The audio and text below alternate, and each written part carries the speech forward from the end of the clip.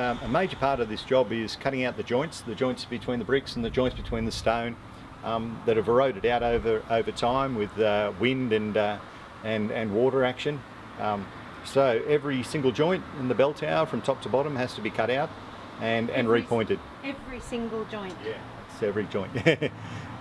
And how are you doing that? Okay, the cutting out of the joints, we use a special restoration tool that's specifically for cutting out the joints and not cutting into the parent material, the stone or the brick.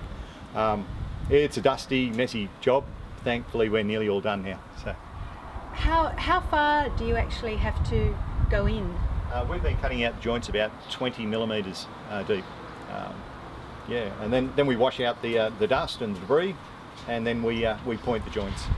This section just shows a sample of repointing for the architect's approval. We've given them a couple of colours and a couple of different styles to choose from. Pretty much we'll be sticking with the original style of pointing and also the original mix that they used.